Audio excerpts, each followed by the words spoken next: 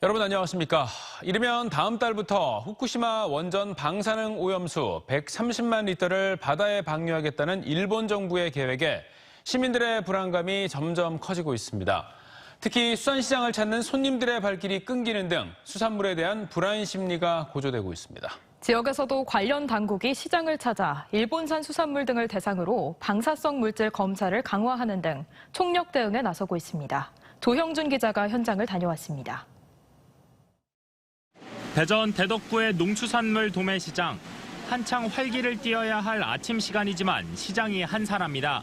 일본 후쿠시마 원전 오염수 방류가 코앞으로 다가왔다는 소식에 소비자들의 불안함이 커지며 시장을 찾는 발길도 줄어든 겁니다. 상인들은 선제적으로 일본산 수산물을 거의 들여오지 않고 있지만 손님이 뚝 끊겨 걱정이 많습니다. 고등어 이런 거는 다 국산이거든요.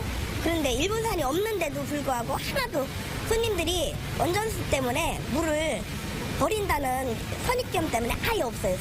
일본산 수산물에 대한 불안감으로 위축된 소비에 당국도 비상입니다.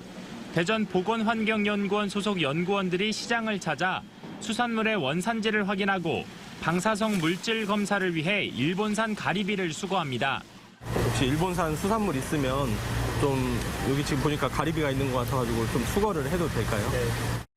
연구실에선 가져온 가리비살을 잘게 다진 뒤 분석기에 넣어 방사능 물질 검출 여부를 확인합니다. 올해 벌써 이처럼 수산물 150여 건을 포함해 지역으로 들어온 농수산물 250여 건에 대해 검사를 진행했는데 현재까지 방사능이 검출되진 않았습니다. 일본 원전 오염수 방류로 인한 소비자들의 불안을 해소시키기 위해 앞으로는 검사 물량을 2배 이상 늘리는 등 총력전에 나설 예정입니다. 검사 물량은 지난해보다 2배 이상 늘릴 예정입니다. 현재까지 검사 결과 모두 불검출, 미량도 검출되지 않아 안전한 것으로 나타났으며 검사 결과는 연구원 홈페이지에 공개하고 있습니다. 대전시와 충남도 등 각 지자체는 정기적으로 수산물에 대한 방사능 검사를 진행하는 한편 교육청도 학교 급식 납품업체 수산물에 대해 분기별로 전수 검사를 실시하기로 했습니다. TJB 조형준입니다.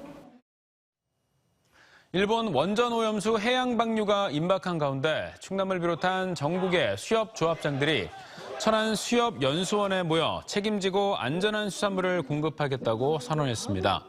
수협 조합장들은 일본 원전 오염수 해양 방류를 앞두고 근거 없는 허위 과장 정보로 국민들의 불안감만 가중되고 있다며 우리 수산물은 과거 어느 때보다 안전하게 관리되고 있다는 사실에 변함이 없다고 강조했습니다. 이와 함께 꽃게와 가자미, 갑오징어와 문어 등 전국 수산물 우수성을 홍보하는 시식 행사를 갖고 국민들에게 소비 촉진에 동참해 줄 것을 호소했습니다.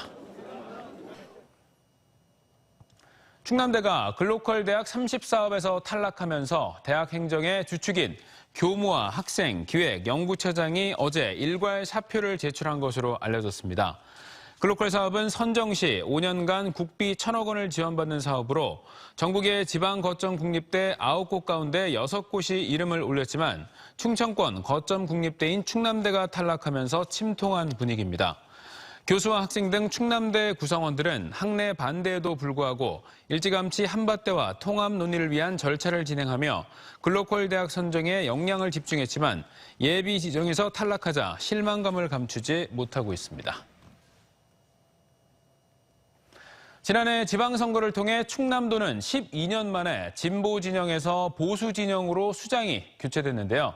취임 1주년을 맞은 김태흠 지사는 힘센 충남을 전면에 내세우며 특유의 뚝심으로 선 굵은 행정을 선보였다는 평가를 받고 있습니다.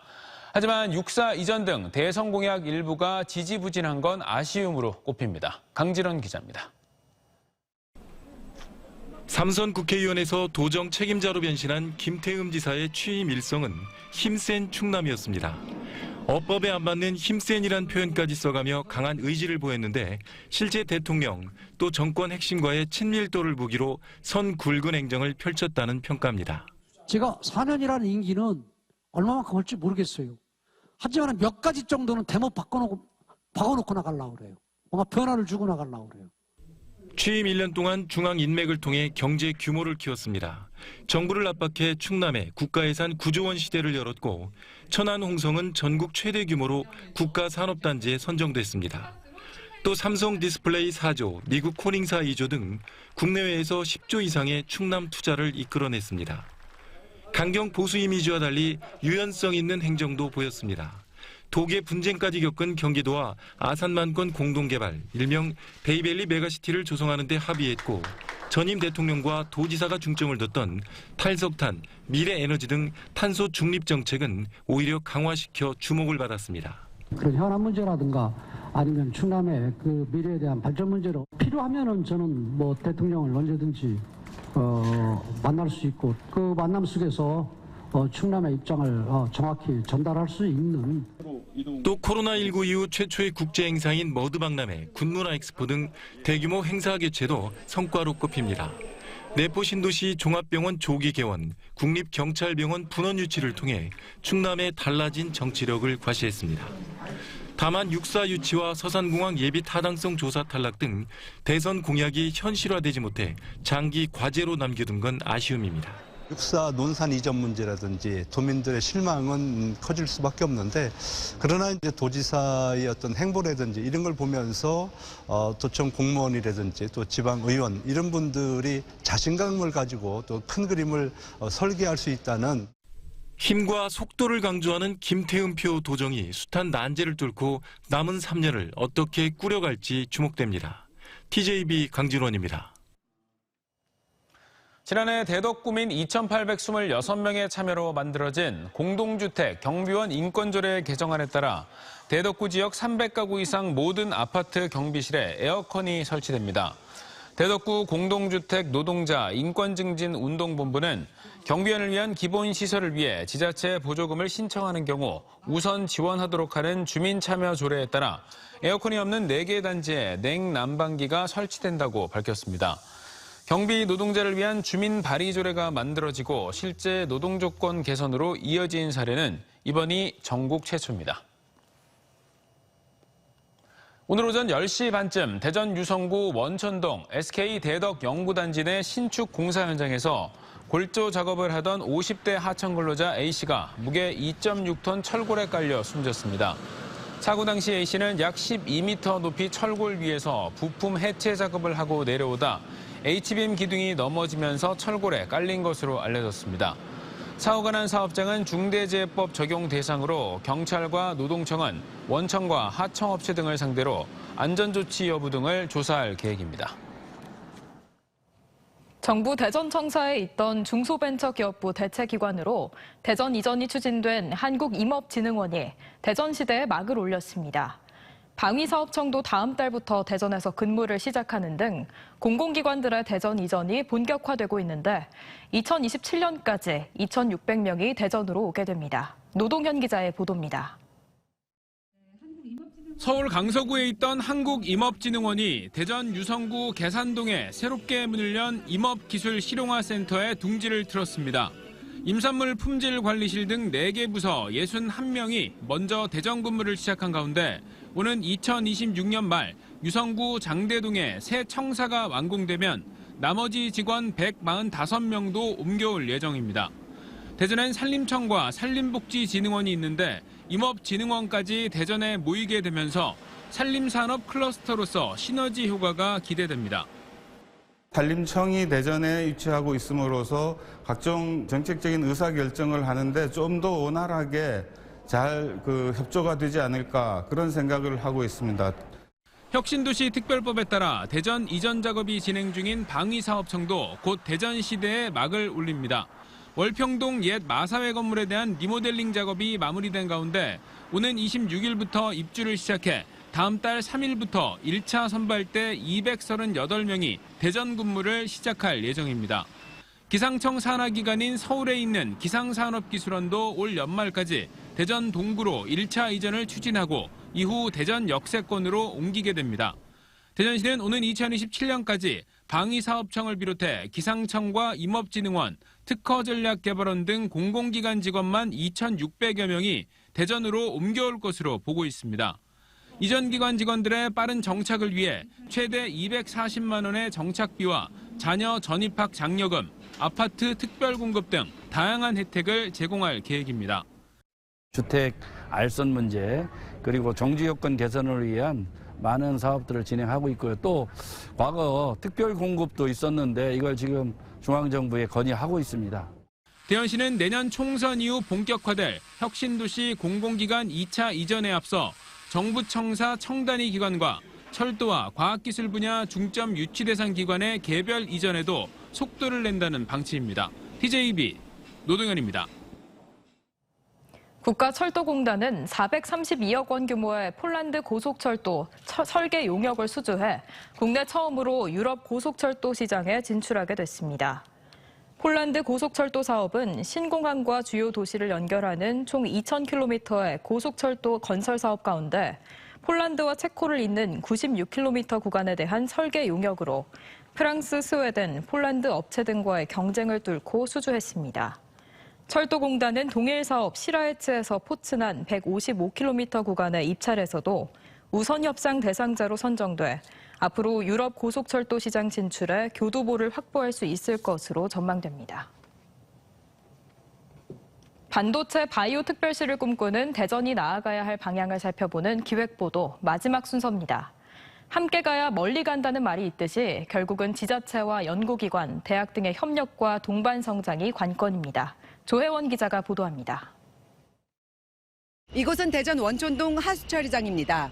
대전시는 이곳 부지 40만 제곱미터에 2030년 준공을 목표로 첨단 바이오메디컬 혁신지구를 구축할 계획입니다. 카이스트와 머크 공동연구센터, 난치성 질환과 암치료 전문연구 실증병원과 함께 유망한 벤처기업과 글로벌 바이오 기업을 유치하겠다는 겁니다. 글로벌 제약기업과 공공 민간 연구기관이 밀집해 세계적인 바이오 중심지가 된 싱가포르 바이오폴리스처럼 키우겠다는 건데 대전의 산업체와 연구기관, 병원 등 각 기관의 협업은 물론 선택과 집중이 필요합니다. 우리 시는 연구개발 및 사업화 기능이 강화될 수 있도록 산학연병의 긴밀한 협력이 가능한 바이오 생태계를 구축하겠습니다. 다음 달 반도체 특화단지 선정 발표를 기다리고 있는 대전은 유성구 교촌동에 530만 제곱미터 규모의 나노반도체 국가첨단 산업단지 후보지까지 마련했습니다. 대전에는 에트리와 나노종합기술원 등 9곳의 출연연에서 반도체 관련 연구가 진행되고 있고 특히 카이스트는 국제반도체학회의 발표 논문 수 기준으로 지난 17년간 세계 1위를 놓치지 않고 있습니다. 충남대와 한밭대 등 지역대학엔 15개나 되는 반도체 관련 학과가 있습니다. 하지만 각 기관의 역할이 따로따로였던 만큼 대전시는 반도체 산업을 키우기 위해 반도체 연구와 인력 양성센터인 ASTC, 즉 첨단 반도체 기술센터를 유치할 계획입니다. 대만 정부의 강력한 지원과 관련 기업, 학교 등의 견고한 협력 체계로 세계 최대 반도체 파운드리 기업인 TSMC가 대만 신주 과학단지에서 탄생했던 사례를 되새겨볼 필요가 있습니다. 기관이 함께 협력할 수 있는 프로그램을 만드는 것도 굉장히 중요하다고 판단을 하고 있고요. 시 차원에서 이것들을 운영하기 위해 가지고 운영 주체도 필요합니다. 지역 청년들과 이주 기업의 지역 이탈을 막기 위해 상업과 금융, 주거 공간 등이 포함된 최적의 정주 여건을 마련하고 제도적으로 지원하는 것 역시 대전이 반도체 바이오 특별도시로 거듭나기 위한 또 하나의 과제입니다. TJB 조혜원입니다. 대전지법 제2파산부는 입찰 과정에서 담합한 충청권 일부 아스팔트 콘크리트 조합들이 법원에 낸 파산 신청을 기각했습니다. 이들 업체는 지난 2014년과 2015년 정부 입찰에 참여하기 전 사전에 물량을 나누는 등 담합해 55억 원 상당의 과징금을 부과받은 뒤 또다시 담합해 42억 원 상당의 과징금을 추가로 내야 하자 법원에 파산을 신청했습니다. 재판부는 입찰 담합으로 국가와 지자체, 공공기관에 막대한 손해를 끼쳤음에도 책임과 채무를 면하기 위해 파산 절차를 부당하게 이용했다고 봤습니다. 치매를 앓고 있던 60대 여성이 실종 신고 사흘 만에 극적으로 구조됐습니다. 충남소방본부는 지난 20일 공주시 정안면의 한 마을에서 60대 여성 A씨가 밭일을 하다 실종됐다는 신고를 받고 수색한 결과 신고 43시간 만에 마을의 한 야산에서 A씨를 무사 구조했습니다. A씨는 의식과 호흡은 명료했지만 다리가 아프다는 말과 함께 탈수 증상을 보여 병원에 옮겨져 치료를 받고 있습니다.